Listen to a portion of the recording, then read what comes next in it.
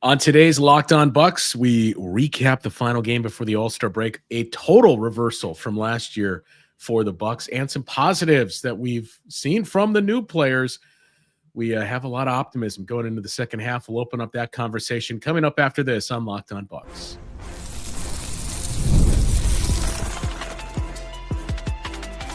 You are Locked On Bucks, your daily Milwaukee Bucks podcast, part of the Locked On Podcast Network. Your team every day.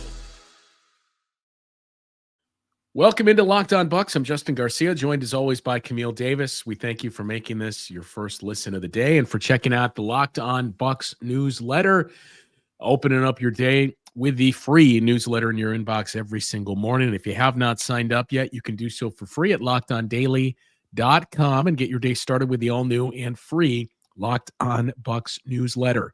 Today's episode is brought to you by FanDuel. Right now, new customers can get $150 in bonus bets if your first $5 bet wins. So, Camille, we had, and you mentioned this as well on social, some scheduling issues and other conflicts that popped up. So there was no post-game show after the Wolves game. This is an unofficial post-game show from the Wolves, and just kind of a look ahead to the second half and what we've seen so far from the new pieces. Starting with that Wolves game,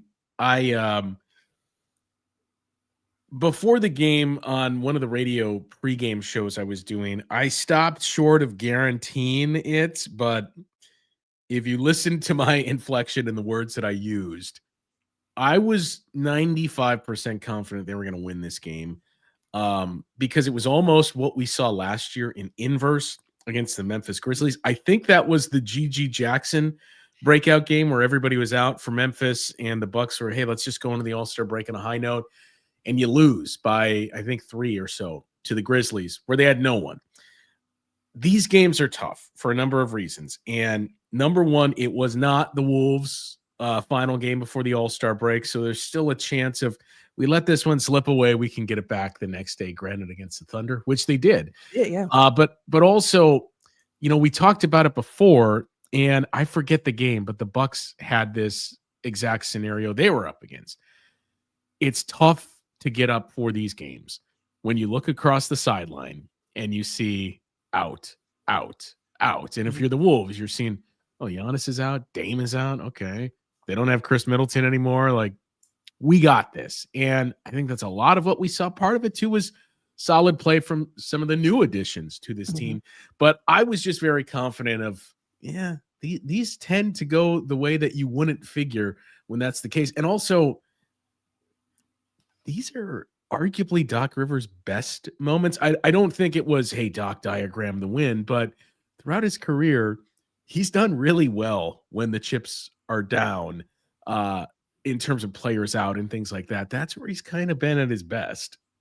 See, I wish that I had your level of confidence going into that game. As soon as I saw the injury report, it just was, okay, I'm taking away some of the expectations that I had for this game of, like, if the Bucks do drop this game, I'm like, there'll be a reason why. Because when I saw that Dame was out in addition to Giannis, my first question kept going, where is the offense going to come from for this team with those two out? We've talked about the importance now of Gary Trent Jr., Bobby Portis, some guys who can create their own shots, see what Kyle Kuzma can do, Kevin Porter Jr. in that same sense of, like, what can they do? So when I normally see injury reports for the Bucks and it's like the top guys are out, I'm like, okay, well, let's see what the role guys can do. Who's going to be able to step up in this moment?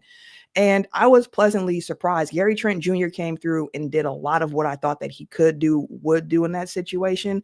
He really got aggressive with his scoring outtake, and he led the Bucks in scoring. We had 5 guys in double digits, a really even scoring night.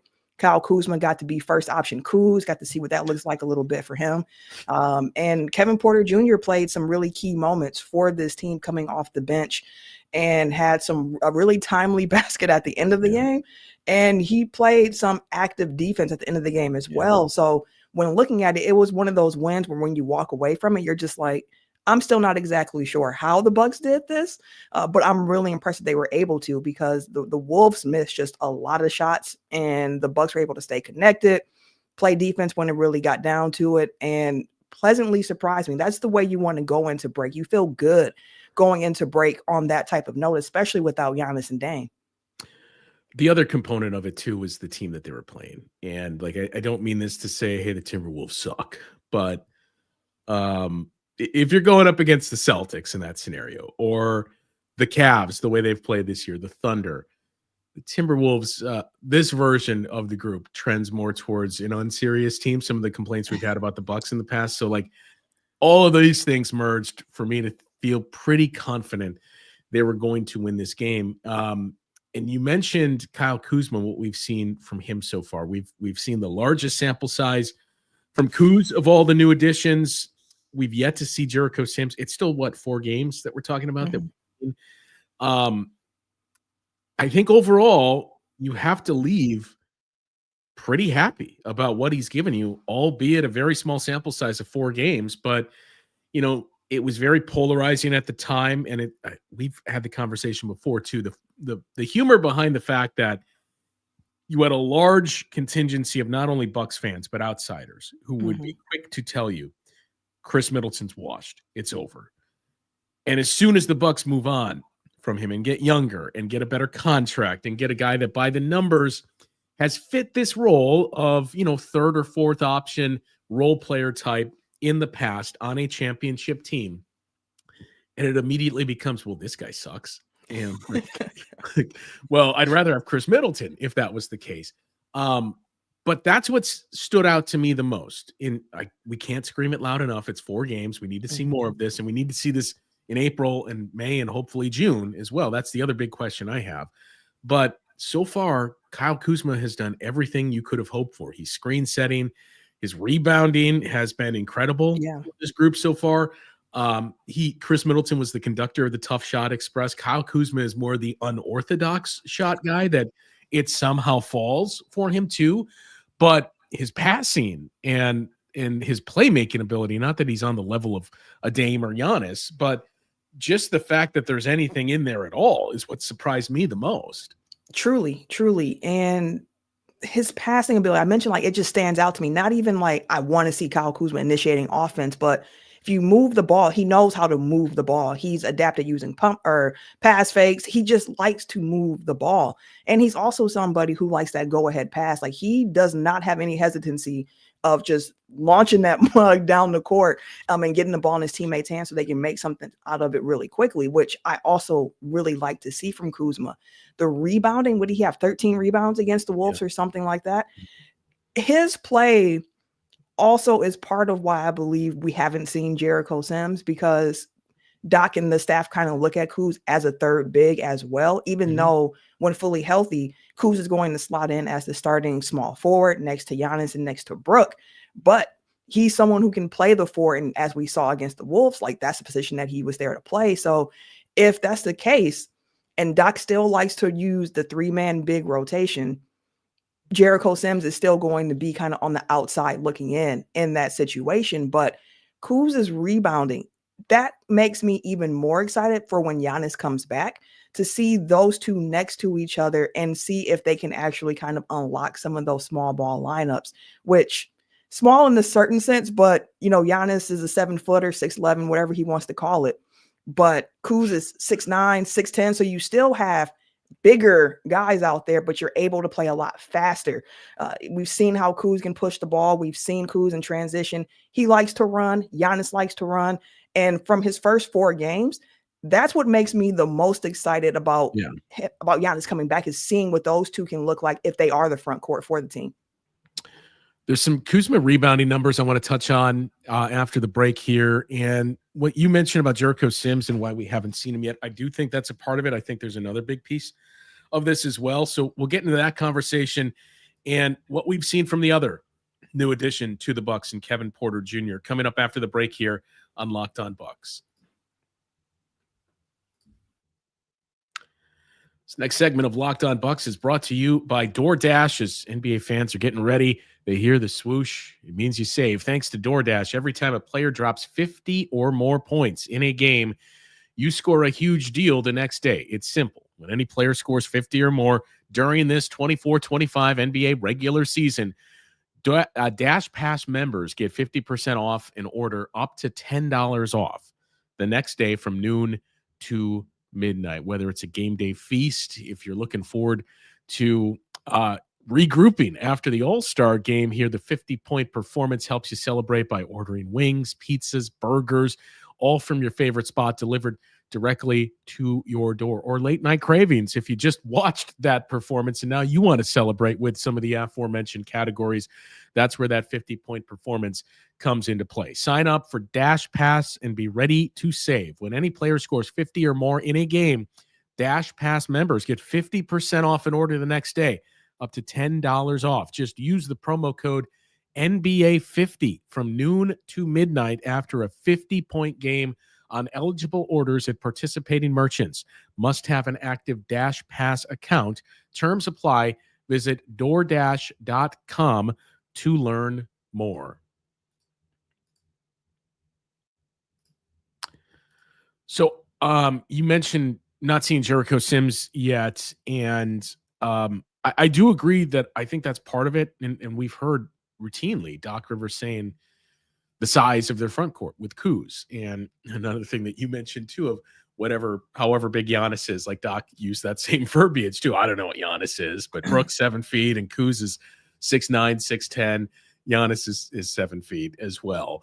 So you got a lot of size there, and it's basically allowed you to get back to where you were before when you had three bigs with Giannis, Brook, and Bobby, and now it's a downgrade, no less, but you swap out Giannis and you bring in Kyle Kuzma, so you're in the same spot.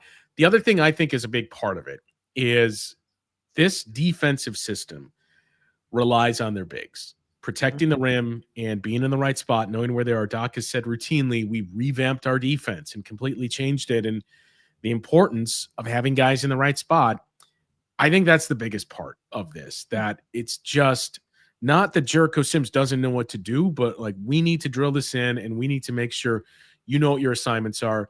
You know what to do when there's penetration. We've seen a little bit more of it recently, but we heard months ago from Doc when somebody weeks ago from Doc, when somebody finally asked him, hey, can you clarify when you say you revamped the defense, what's different? And the only real nugget he was willing to give was like, well, last year there were times when you just saw guys out of position and Brook would be closing out on corner threes. And like, we don't need that. We just need him to stay in the paint, protecting the rim and helping us rebound. You start to see it a little bit more. I think part of that is the injuries and guys off the floor for this group. But I think that's the biggest part is let's make sure and basically go through a Buck defense 101 with Jericho Sims before he's out there on the floor. That could be it. And one thing about the All-Star break that everybody points to first is always like the players get a chance to rest their bodies. They get a chance to be away from the team and get ready for the last part of the, not last half. We got to stop saying last half of the season after All-Star break, but last third of the season after the All-Star break. And for Sims, I think what's also going to be helpful is that once the team does come back from their break, just getting a little bit of practice time, being able to understand the concepts, because as we say often, during the regular season, it's hard for teams to really find that time to have practice where they're able to drill things in, because guys need to rest their bodies. They got to make sure they're getting their proper treatment, walkthroughs for sure, some practice, but not as often and not as intense as what you can get, for training camp. And then All-Star break offers a little bit of time where you can kind of take a step back, practice a little bit. So I think that'll be good for Sims as well as the other new additions to the team and just getting that chemistry together, because for this last third of the season that they're going to have in front of them, they are going to have to get that chemistry together for everybody who's on the court. We've seen it a few times already where people are just expecting someone to be in a different place and it's a miserrant pass now because like, I thought you were cutting, but you were staying in the corner. Trying to just understand that chemistry. And when you're integrating in another couple of guys, Kuz at the very least, but it seems as if Kevin Porter Jr. is finding his way into the rotation as maybe in Rollins' spot, but we can talk a little bit more about that later. But as you're getting new guys in, you have to get that time on the court. So it's been nice to see these guys be able to get on the court and perform a little bit. I've said it, you can't really even assign a grade to this until you see the full team together, but the early returns have been really encouraging about what they might be able to do once everybody is together.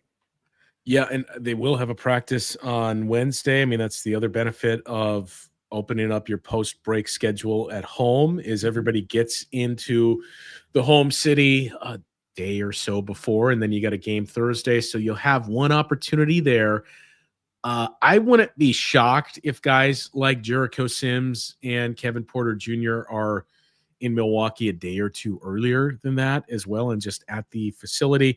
The one thing you mentioned, the practice schedule and how difficult that gets once the season begins, and I think anybody unfamiliar with that became very familiar last year when Doc Rivers would routinely point it out.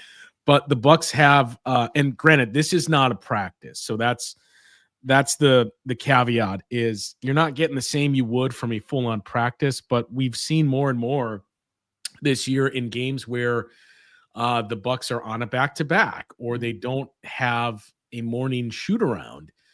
In the past, that was just show up to the arena at 3:00 your standard time and get ready for the game. We've seen more and more of quick walkthroughs before the game where the arena is basically shut down 2 hours before the game as media is scrambling in there of, oh, I can't go past this spot because the Bucks are walking through things. So I would imagine that's going to increase in the second half as well. But yeah, I mean, I know we don't have a large sample size. We haven't seen this group at its fullest with Giannis on the floor. But so far, if you were one person or if you were somebody that was not quite sure what to make of Kyle Kuzma, I think he's done everything he could to win you over with his play on the floor. We mentioned screen setting, the tough shots, his rebounding, though, especially at the time of the trade, we talked about what are the biggest boosts that he's going to bring. And we talked about the length, the athleticism. He's a fairly quick guy, too. He's 4 years younger than Chris Middleton. His contract descends year after year, and it's already less than the contract that you shipped out. But he was, for the most part, for the last few years, a 90th percentile defensive rebounder. And granted, it's just 4 games. But in the 4 games that Kyle Kuzma has played with the Bucks, he is in the 100th percentile in defensive rebounding, just under 22%. So in other words, when he's on the floor, when an opponent misses a shot, 22% of the time, Kyle Kuzma is getting that rebound.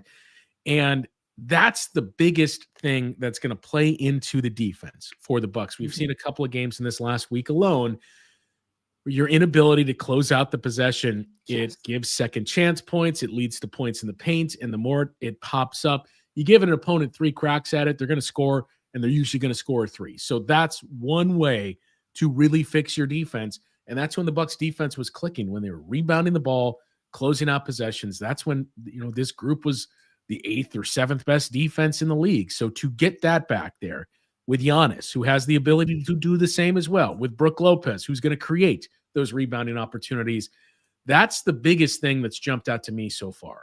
Yeah, even if they're not playing the small ball lineups, which part of what was, I don't want to say dooming those lineups previously, but what was giving them challenges before with Giannis at the 5 was that they just couldn't end the possessions. Mm-hmm. And last season, we heard a lot from Doc saying, like, I don't want my guards crashing the boards. Like, I need them to go. We don't need Dame down there trying to grab rebounds. And now this year, it's more of like, hey, guys, we if you can crack, like, if there's opportunity for you to do it, go after it. And even when they play the lineups, the projected starting lineup with Brook and Giannis and Kuz on the court together, you mentioned how Brook Lopez, helps rebounding for his team because he's going to be somebody who's really boxing out and just letting the other guys go after the glass. So if you have Giannis out there and Kuz, like, it should do wonders for your ability to end those defensive possessions as well, even outside of just thinking of them in a small ball lineup. You just have so much more size out there, and having Kuz on the floor might actually allow those guards, instead of crashing,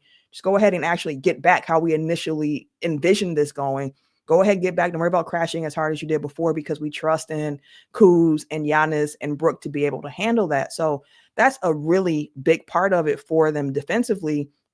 And the only knock I would put on Kuzma, I don't know if I would call it a knock because it's what I expected, and that was just the shooting, not super efficient from distance at this point. But he's been able to find himself in positions like his basketball IQ has flashed to me of just knowing where to be on the court, how to help when Dame's getting trapped and where to be out on the court and just helping to facilitate in that way. That little jump running floater hook thing that he has going on that he really likes to get to. That's been a nice shot for him, his quickness. So just want to see, if possible, for those 3-point numbers to go. If that happens, Kuz is going to be a really big addition to this team. And he's going to make a lot of people eat their words about how they felt initially when he joined this team. Shoot, I was one of them. And that was partly because of just my love for Chris Middleton. But I can see the vision of what the Bucks are really looking to do with this team after the trade deadline. There's one other piece that we've seen play in 2 games so far that was acquired at the trade deadline. Some additional thoughts on Kyle Kuzma, and we see some comments too about local players that have started to explode in the NBA. So I want to get to all of that coming up after the break here on Locked On Bucks. When the game tips off, the NBA action is just getting started, and there's no better place to get in on that than FanDuel, America's #1 sports book. With FanDuel, you can place live bets throughout the game, so even if you miss the opening tip-off or want to be on a fourth quarter comeback, you can stay in the action. If you're looking for a bigger payout, you can even combine your live bets into a same-game parlay. Right now, new FanDuel customers can get $150 in bonus bets if your first $5 bet wins. Just visit FanDuel.com to join today. That's FanDuel.com for your shot at $150 in bonus bets. Make every moment more with FanDuel, the official sports betting partner of the NBA. So, I suppose real quick, just to address the comment we have from Jay. I mean, yeah, there's a lot of talent that's being produced in the state. Kevon Looney was drafted, I think he was the last pick in the first round. I think and so.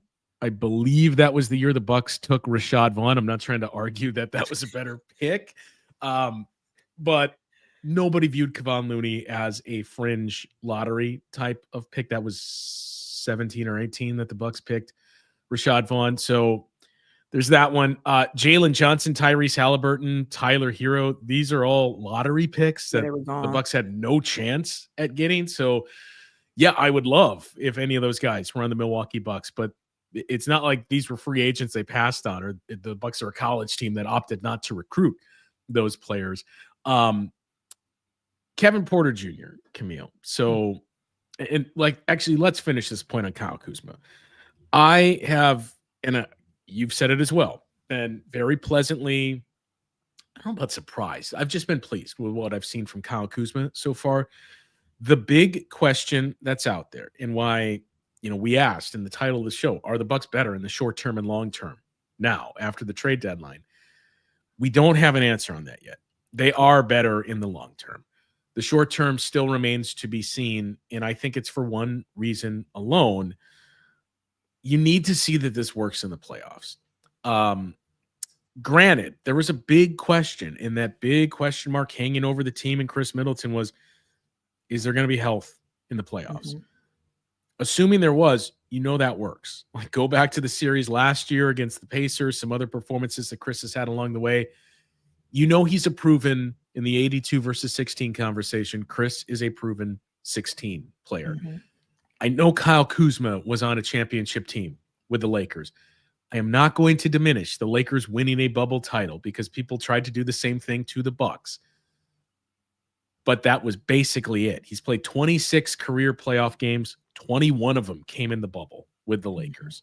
So we still need to see that he can be a playoff player, that he can consistently rise to that level. The same for Kevin Porter Jr. and everyone else as well. So that's the only question I have in the short term. Other than that, so far it appears to be working out for this team. And again, we won't have that answer until we get to April. As far as Kevin Porter Jr. goes, look, I know there's a pretty large portion of those of you watching or listening to this show right now and Bucks fans that are just automatically going to be out on Kevin Porter Jr. And I get that. On the court, if we keep it to that, and I do know the Bucks did quite a bit of due diligence and vetting in Doc Rivers' relationship with Ty Lue to make sure, hey, is this going to be a problem that we're taking on? And they were assured no. I do believe everybody deserves a second chance. You have to put yourself in the position to get that second chance and make the most of it. So that's the big thing for Kevin Porter Jr. On the court, I after the Timberwolves game saw a ton of, he's your new backup point guard. He's your, third or fourth best player on the team already.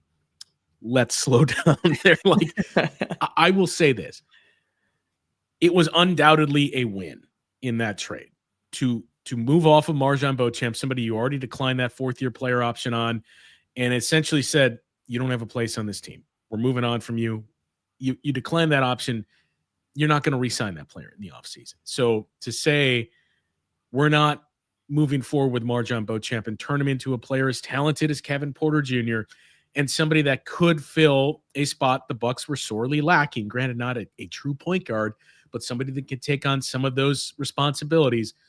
That part of the deal is a major win for the Bucks. And I do think that game against the Timberwolves, we saw a lot of good from KPJ. You mentioned that shot that he hit late to tie the game. Yep. Even the play that how he set up Brook Lopez too on that game winner.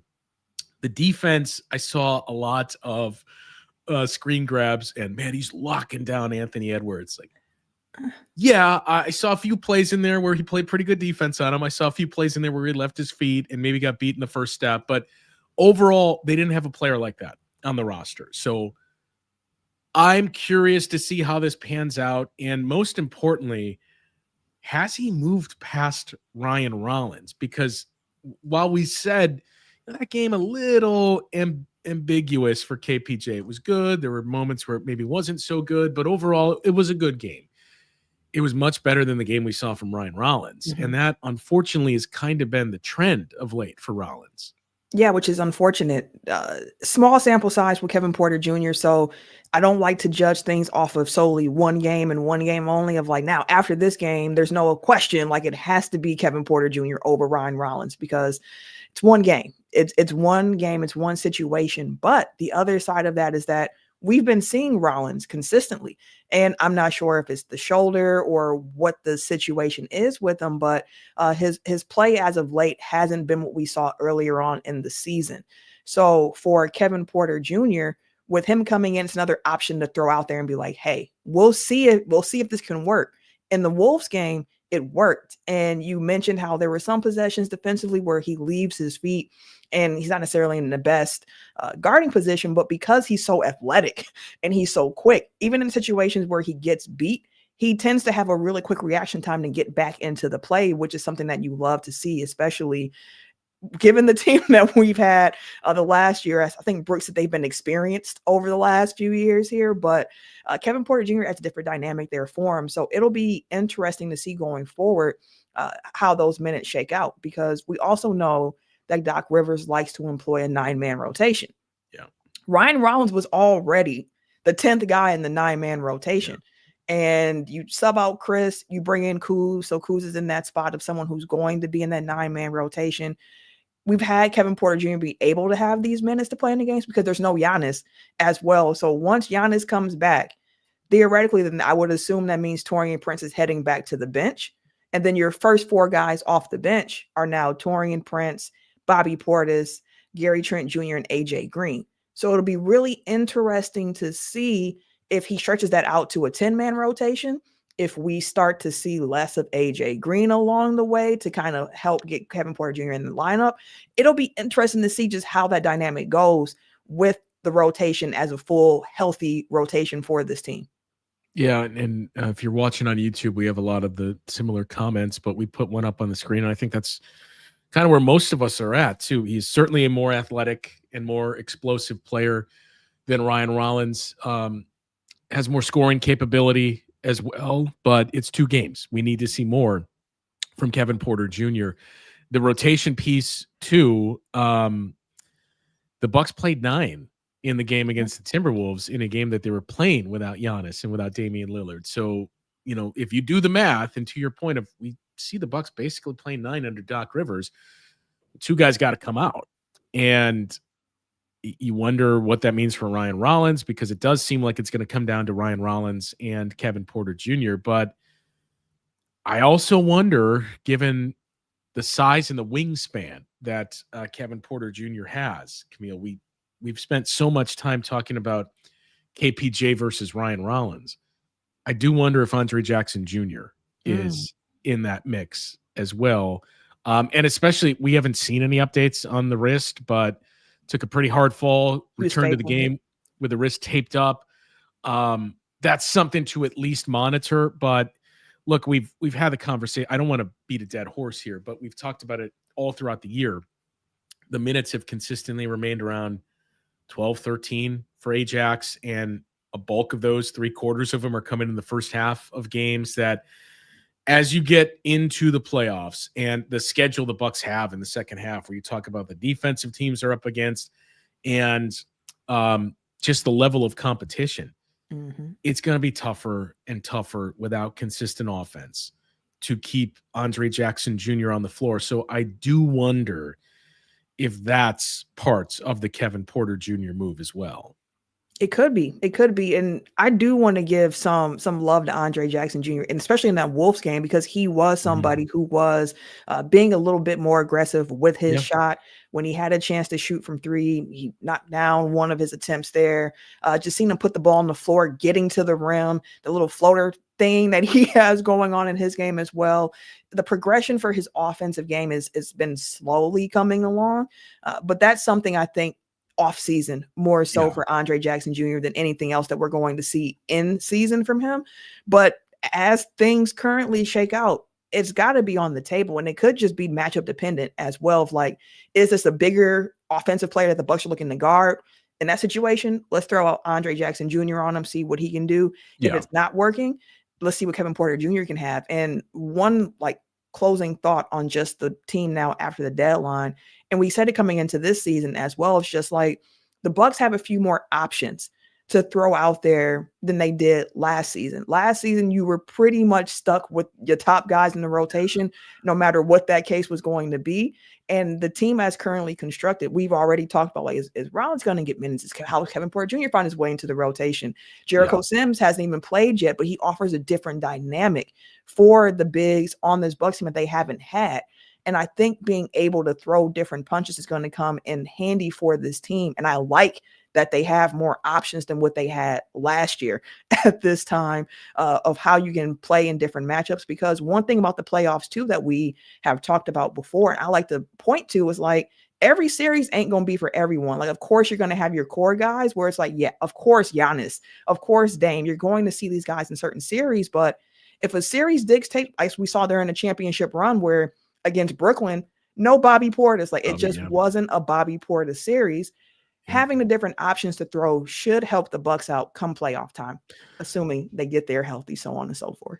Last year it was basically hey, you want a peanut butter and jelly sandwich? Well, we got grapes. We don't have grape jelly, so you're going to get a peanut butter and grape sandwich. Was kind of the way that it shook out. And the last thing as we close here, Kendrick raises the point of, is John Horst still waiting on? That's kind of where I'm at. The fact that we haven't, it's not a ton of savings by waiting until the very end of the March 4th deadline to upgrade Ryan Rollins. So I do kind of get the assumption that the Bucks are just waiting to see, not this name specifically, but a Javon Carter type. If that hits the buyout market, that's making the right amount of money below the full mid-level that the Bucks could sign. If that hits the market, if the Bucks add that for 8 to 10 minutes a game, if that's kind of where we're at, that's the assumption that I get from this group. I didn't run this by you, Camille, but I think we're going to do a show on Sunday to recap Dame and Andre Jackson Jr. So we're still working through some stuff for All-Star to take a look ahead to the second half schedule for the Bucks and some of the teams that are right around them there in the standings. So be on the lookout. We do have quite a bit of questions that came in through the mailbag as well that we're looking for a time to bring in Frank to that as well, and we'll address all the questions. Continue to send those in. You can leave them here. You can tweet them to Camille, Frank, and myself, or send them to the email address that we tweeted out as well, and we'll have a mailbag episode coming up next week. That'll do it for today's show, though. For Camille, I'm Justin. We will talk with you guys once again on Locked On Bucks.